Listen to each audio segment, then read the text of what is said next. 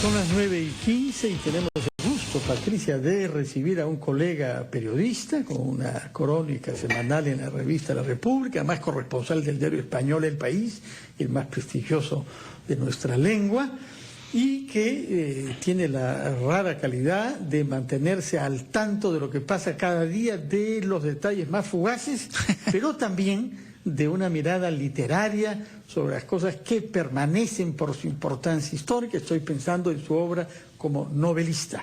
Hoy se presenta esta noche en la librería Ibero del Arco Mar, con un magnífico cartel, porque hay por una parte Jeremías Gamboa y por otra parte el nuevo director de la Biblioteca Nacional, Alejandro Neira, que es novelista también.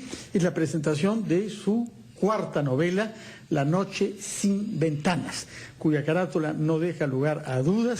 Se trata de la Segunda Guerra Mundial, se trata de la ocupación alemana de varios países europeos, y en este contexto general universal hay personajes peruanos. Buenos días, Raúl Tola. ¿Qué tal? ¿Cómo estás, Fernando? Un gusto, Patricia. ¿Qué tal, Raúl? Aquí con ustedes, estás? hablando de esta novela que ha tratado de rescatar justamente eso, ¿no? La presencia del Perú durante la Segunda Guerra Mundial, con personajes que parten, cuyos originales son constatables con la realidad, que existieron y que sufrieron vicisitudes por este conflicto que tocó a todo el mundo. Un poco, una de las ideas que se encuentran detrás de la novela es esta sensación que a veces tenemos los peruanos de que nuestro país es muy marginal al resto del mundo y que los conflictos mundiales, como puede haber sido, por ejemplo, la última guerra en Irak, sin duda la Segunda Guerra Mundial, prácticamente no nos tocan. Yo sostengo que eso no es así, que el ecosistema mundial está interconectado y que el Perú sufre y participa de estos conflictos, y esta novela es un esfuerzo, entre otras cosas, por demostrarlo, ¿no? El Perú jugó un papel, si bien no un papel central, durante la Segunda Guerra Mundial.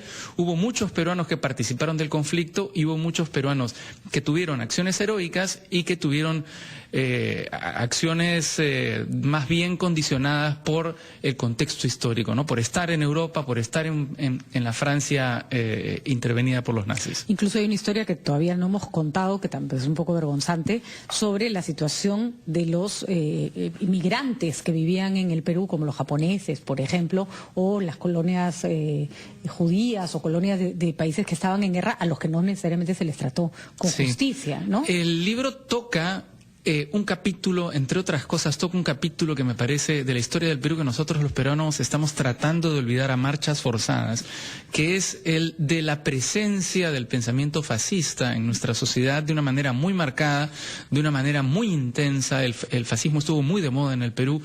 En parte de los años 40 tuvimos dos presidentes que sintieron una gran inclinación hacia el fascismo, como fueron Sánchez Cerro y Óscar R. Benavides, y como parte, digamos, de esa sensación que sobrevolaba la sociedad peruana, se dieron muchos casos de xenofobia como los que refieres tú, ¿no? Hubo efectivamente un maltrato a la comunidad japonesa en ese momento, en el tiempo de la guerra. Muchos japoneses los comercios de muchos japoneses fueron saqueados y ellos fueron detenidos y enviados a campos de concentración en los Estados Unidos, algo de lo que se habla poco, ¿no?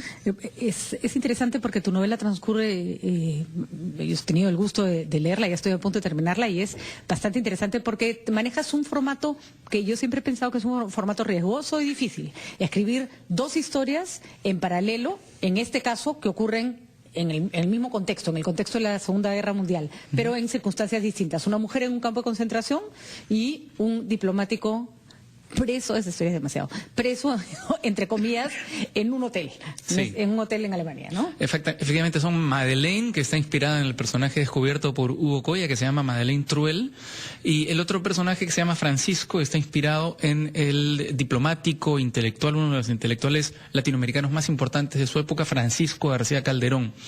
Este formato al que tú te refieres cumple una función, ¿no? Porque plantear las historias de uno tras otro te permite contrastar, pero también te permite que las historias se retroalimenten.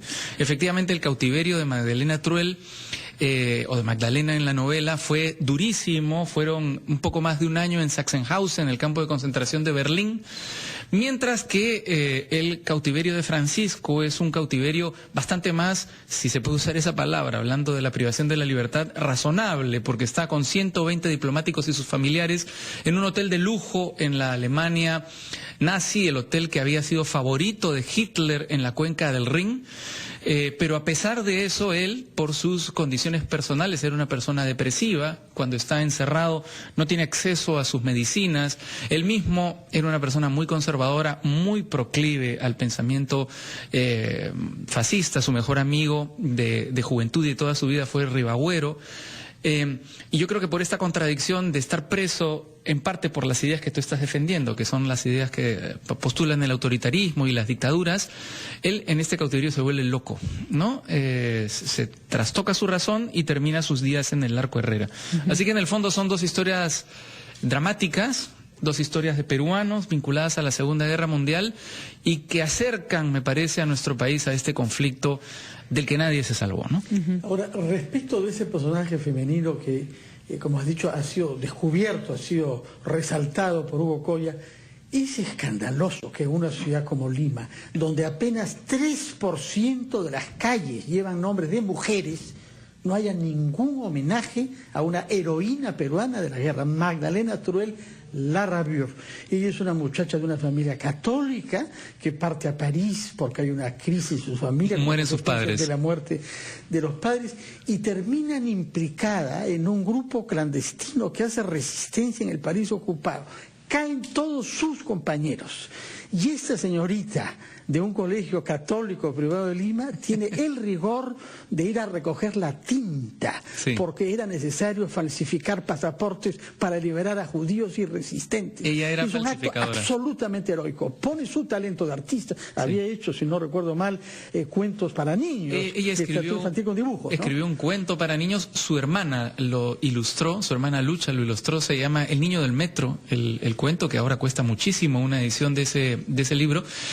Pero ella creo que se entrenó en la caligrafía porque había trabajado en el Banco Bilbao de la Rue de Richelieu y había dedicado su vida en parte para ganarse un cachuelo, digamos, como decimos nosotros aquí, caligrafiando los contratos y los diplomas del banco. Entonces ella tenía ese talento y lo empleó en la lucha contra el nazismo, porque llegaban oleadas de paracaidistas y de espías para organizar a la resistencia en la París ocupada. Y si bien eso era difícil, lo más difícil era que estas personas se integraran a la vida diaria, pasaran desapercibidas de los controles de la Gestapo. Y efectivamente ella cae prisionera cuando va a buscar la tinta, que parece que era muy escasa, y va a recuperarla y lo están esperando ahí los soldados de la Gestapo. Y efectivamente es un gran héroe nacional que habría que poner en relieve. Que no existe en nuestra toponimia, que no existe en nuestra memoria colectiva. Efectivamente, como creo que habría que poner en relieve otro héroe que es más o menos anónimo, que también está mencionado en esta novela, que es Francisco García Calderón Landa, el presidente de la Magdalena, padre de Francisco García Calderón, ¿no? Que fue presidente durante la ocupación chilena y que sufrió prisión, sufrió maltratos en Chile por no querer... Con el hijo nacido ya. El hijo nació en Valparaíso y sufrió carcelería y maltratos en Chile por no querer ceder territorio peruano. No, él ni siquiera está en el panteón de los héroes del presbítero maestro. De alguna manera, cuando uno lee tu novela, Raúl, cuando lee los libros de Coya y otros textos que se han hecho referidos a estos personajes, hace poco condecoraron sí, recuerdo la nota, la escuché. A un señor en Iquitos que había peleado, ¿no es cierto?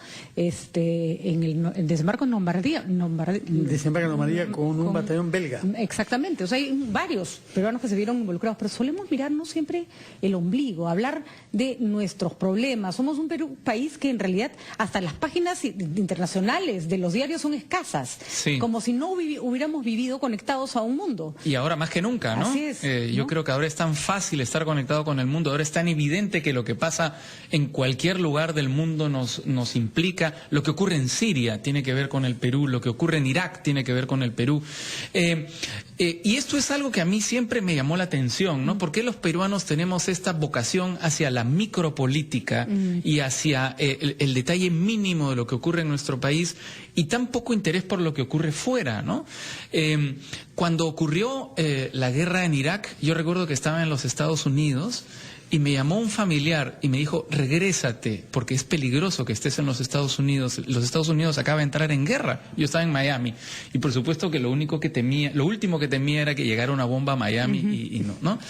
Pero eso refleja un poco, al mismo tiempo que la sensación de que no pertenecemos a esta serie de conflictos y de hechos relevantes, el alivio que nos produce no participar en esos hechos, porque el Perú no es víctima de estos conflictos. Y eso también es falso. ¿Cómo haces literatura con esos sentimientos que son tan intensos? Uno no puede no admirar a Magdalena Truell, uno no puede sino despreciar a quienes han colaborado con la barbarie nazi. ¿Cómo logras un tono narrativo que no te traicione demasiado como narrador? Es difícil porque además una novela de esta naturaleza implica un esfuerzo especial, porque además del esfuerzo de escribir la novela hay un gran trabajo de investigación detrás, ¿no? Cada dato ha tratado de ser cotejado, cada dato que descubría abría una nueva puerta. Yo creo que la investigación en una novela de esta naturaleza te permite contextualizar la historia, pero al mismo tiempo te permite mentir con conocimiento de causa.